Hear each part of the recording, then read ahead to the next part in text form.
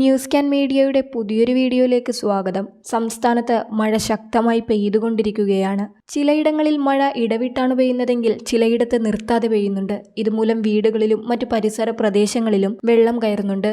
കേരളത്തിൽ നിരവധി പുഴകളും തോടുകളുമൊക്കെ കരകവിഞ്ഞൊഴുകിക്കൊണ്ടിരിക്കുകയാണ്. എല്ലാവരും ജാഗ്രത പാലിക്കണമെന്നും നിർദ്ദേശമുണ്ട്. വയനാട് മേപ്പാടി ചൂരൽമലയിലും മുണ്ടക്കൈ ടൗണിലും ചൊവ്വാഴ്ച പുലർച്ചെയുണ്ടായ ഉരുൾപൊട്ടലിൽ മരണസംഖ്യ ഉയരുകയാണ്. ഇതുവരെ 56 പേരുടെ മൃതദേഹങ്ങൾ കണ്ടെടുത്തു. വലിയ ദുരന്തമുണ്ടായ മുണ്ടക്കൈ മേഖലയിലേക്ക് പൂർണ്ണതോതിൽ രക്ഷാപ്രവർത്തനം ആരംഭിക്കുവാൻ കഴിഞ്ഞിട്ടില്ല.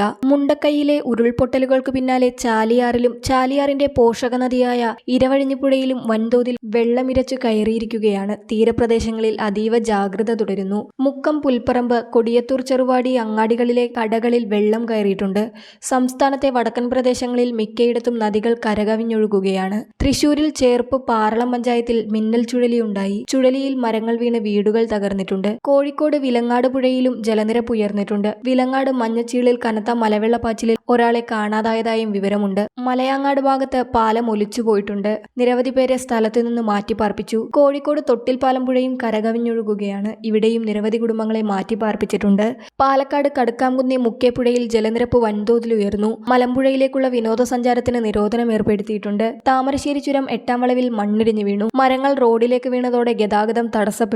ചുരത്തിൽ വാഹന നിയന്ത്രണം നിലനിൽക്കുകയാണ്. അത്യാവശ്യ കാര്യങ്ങൾക്കല്ലാതെ ചുരത്തിലേക്ക് കയറാനോ ഇറങ്ങാനോ അനുവദിക്കില്ല.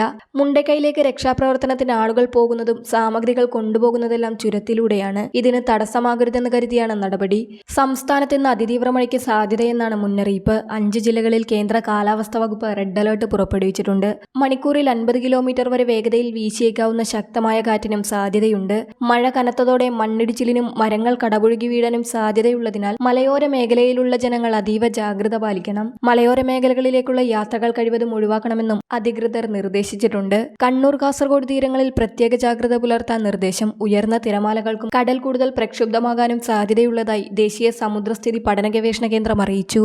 അതിനാൽ തന്നെ മത്സ്യത്തൊഴിലാളികളും തീരദേശവാസികളും പ്രത്യേക ജാഗ്രത പാലിക്കുക.